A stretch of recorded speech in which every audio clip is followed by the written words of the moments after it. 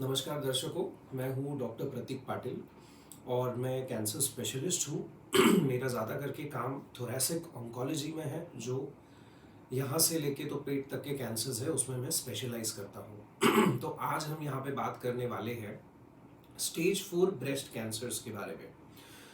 Stage 4 breast cancer आज से 5 साल पहले तक बहुत जानलेवा बीमारी कहलाई जाती थी, क्योंकि इसमें ज़्यादा कुछ इलाज तब अवेलेबल नहीं था और काफ़ी लोग 6-7 महीने की ट्रीटमेंट के बाद में उनकी डेथ हो जाती थी। बट आज वो सिचुएशन कम्प्लीटली चेंज हो गई है, कम्प्लीटली बदल गई है।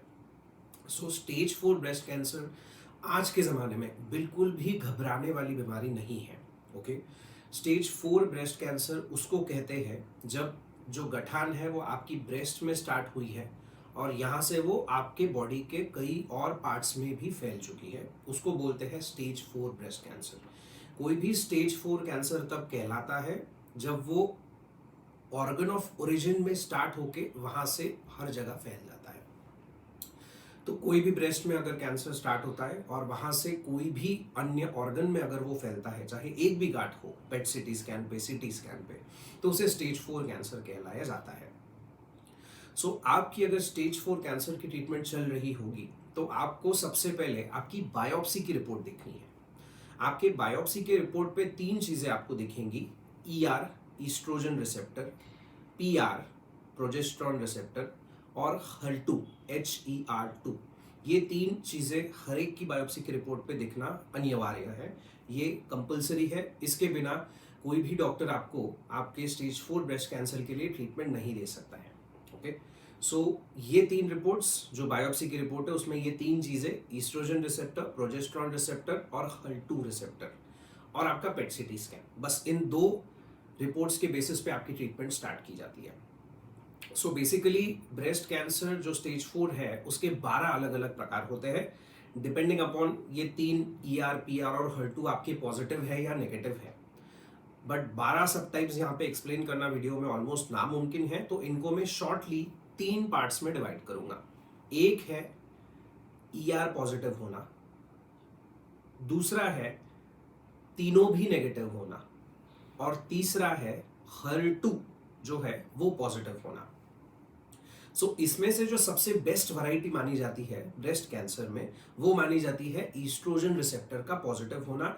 इसमें जो सर्वाइवल है वो मैक्सिमम है। ओके, आज के जो पेशेंट्स हैं जो स्टेज 4 ब्रेस्ट कैंसर से लड़ रहे हैं और जिनका ईस्ट्रोजन रिसेप्टर पॉजिटिव है, वो कम से कम 10 से 15 साल तक जीने की उम्मीद हम करते हैं और ऐसे रिजल्ट्स दिखे हैं। Okay, all you need is उसकी सही दवाई, the right treatment that needs to be started for you.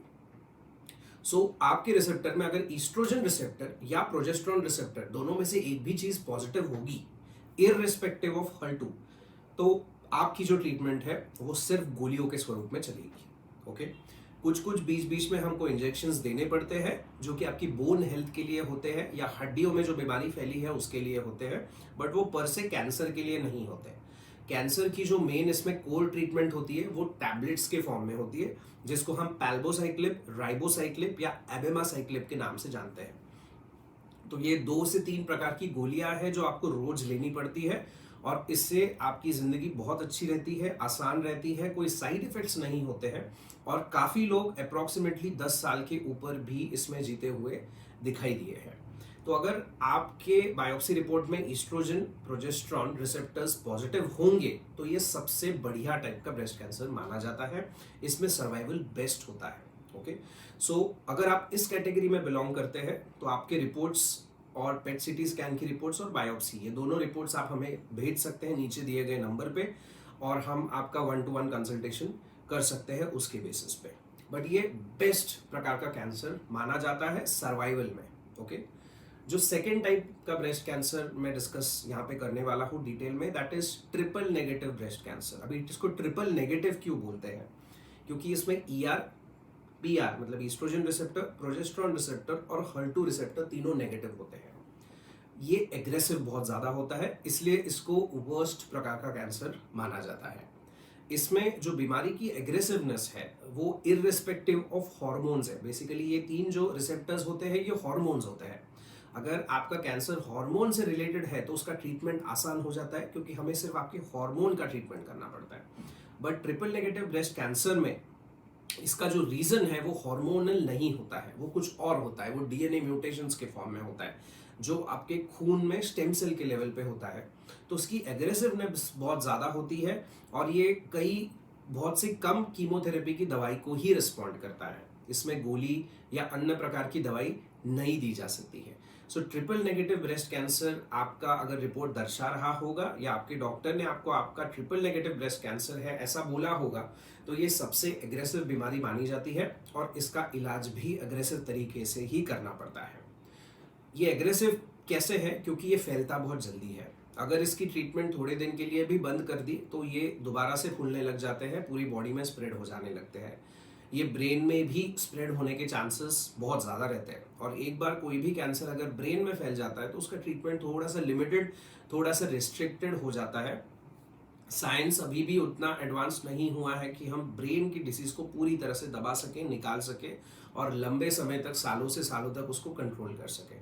So triple negative breast cancer अगर आपका होगा तो आपके पास दो ही ऑप्शंस बचते हैं, एक है कीमोथेरेपी के स्वरूप में और दूसरा है इम्यूनोथेरेपी के स्वरूप में। बट इम्यूनोथेरेपी, जैसे आपने भी सुना होगा, अगर आप कैंसर के मरीज हैं तो it is a expensive therapy. अगर आपका इंश्योरेंस उसको सपोर्ट करता है तो इम्यूनोथेरेपी डेफिनेटली लेना चाहिए। बट इंडियन सिटीजन हर कोई इम्यूनोथेरेपी नहीं ले पाता है because of the restricted finances. तो उनके केस में हमें सिर्फ कीमोथेरेपी ही यूज करना पड़ता है, और उससे survival triple negative breast cancer का थोड़ा सा कम रहता है as compare to that of the other varieties of breast cancer. तो अगर आप ट्रिपल नेगेटिव ब्रेस्ट कैंसर के मरीज हैं, या आपके कोई रिश्तेदार या फ्रेंड्स हैं, तो उनका रिपोर्ट पेट सिटी स्कैन का और बायोप्सी का, जिसमें ये 3 रिसेप्टर्स मेंशन्ड है, वो सब आप नीचे दिए गए नंबर पे हमें भेज सकते हैं। तो हम आपका एग्जैक्टली जो आपकी रिपोर्ट्स है उसके हिसाब से आपको पर्सनली कंसल्ट कर सकते हैं। अब आते हैं तीसरे वैरायटी पे, जिसको HER2 पॉजिटिव ब्रेस्ट कैंसर बोलते हैं। इसमें ER-PR पॉजिटिव हो या नेगेटिव हो ज़्यादा फर्क नहीं पड़ता। अगर पॉजिटिव हो तो हम उसकी टैबलेट्स बस इसके साथ में ऐड कर देते हैं। बट HER2 जो होता है वो ड्राइवर होता है। ड्राइवर एज इन बेसिकली ये जो कैंसर चल रहा है आपकी बॉडी में, इसका ड्राइवर ये HER2 प्रोटीन है। HER2 प्रोटीन हम सबके बॉडी में रहता है, बट इनके केस में ये ओवर फंक्शनल हो जाता है, जिसके वजह से वो HER2 की प्रोटीन्स की मात्रा आपकी बॉडी में इतनी ज़्यादा बढ़ जाती है कि वो कैंसर के गुठले बनाना स्टार्ट कर देता है। तो HER2 पॉजिटिव जो कैंसर्स है, ये आज से 5 साल पहले तक बहुत ही ज़्यादा एग्रेसिव थे।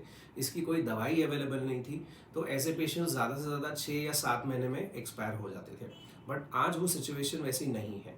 HER2 जो प्रोटीन है उसको मारने के लिए हमारे पास आज कम से कम 5 से 6 अच्छी अच्छी औषधि, इंजेक्शंस, टैबलेट्स अवेलेबल है। तो वो इंटरचेंजेबली हम ऐसे पेशेंट्स में यूजुअली यूज करते हैं। तो ऑब्वियसली जो HER2 की टारगेटेड थेरेपी है, HER2 के लिए जो हम इंजेक्शंस देते हैं उसको टारगेटेड थेरेपी कहते हैं, कीमोथेरेपी नहीं। बट जो जनरल कीमोथेरेपी है उसके साथ में ये टारगेटेड थेरेपी अपने को कॉन्जुगेशन में देनी पड़ती है। ओके, सो कीमोथेरेपी प्लस टारगेटेड थेरेपी का कॉम्बिनेशन हम इन पेशेंट्स में देते हैं, और टारगेटेड कुछ टाइम बाद, मतलब 6 साइकिल्स के बाद में कीमोथेरेपी बंद हो जाता है और टारगेटेड थेरेपी आगे आगे चलता रहता है। तो इनको ऑलमोस्ट 1 से 2 साल तक लगातार जो है ये टारगेटेड थेरेपी कंटिन्यूअसली लेना पड़ता है, जिसकी वजह से वो HER2 प्रोटीन आपकी बॉडी में नियंत्रित स्वरूप में रहता है और ज़्यादा बढ़ता नहीं है, तो कैंसर आपका कंट्रोल में रहता है। तो अभी ट्रास्टुजुमैब, पर्टुजुमैब, TDM1 ट्रास्टुजुमैब, एम्टासीन, इंट्रास्टुजुमैब, ऐसे कई, निराटेनिब, लैपेटेनिब, केपसिटाबीन, ऐसे कई प्रकार के मेडिसिन हैं जो हम इन केसेस में यूज करते हैं। तो आपके लिए कौन सा अप्रोप्रिएट होगा, क्योंकि इसमें हमें वो देखना पड़ता है कि कैंसर कहाँ कहाँ फैला है, बॉडी के कौन से ऑर्गन्स में फैला है, हड्डी अफेक्टेड है या नहीं, और ब्रेन अफेक्टेड है या नहीं। तो इसका इन जनरल कंक्लूजन बताना बहुत डिफिकल्ट है। तो आपके केस में, आपके पेट स्कैन में कहाँ कहाँ डिसीज फैला है, उसके हिसाब से इसकी एक्चुअल ट्रीटमेंट, राइट ट्रीटमेंट हम सजेस्ट करते हैं। बिकॉज ब्रेस्ट कैंसर एक ऐसी चीज है कि one rule does not apply to all. जो बॉडी में कैंसर जहां जहां फैला है, जिस स्वरूप में फैला है, जो ऑर्गन्स अफेक्ट हुए हैं, उसके बेसिस पे इसका ट्रीटमेंट दिया जाता है।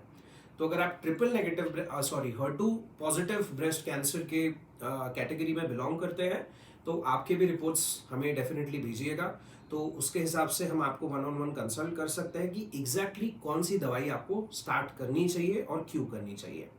सो ये है स्टेज 4 ब्रेस्ट कैंसर्स के बारे में। आपको कोई भी डाउट, शंका हो तो आप प्लीज़ हमें व्हाट्सएप पे, फेसबुक, इंस्टाग्राम, यूट्यूब पे या मेरी वेबसाइट से कनेक्ट कर सकते हैं। धन्यवाद।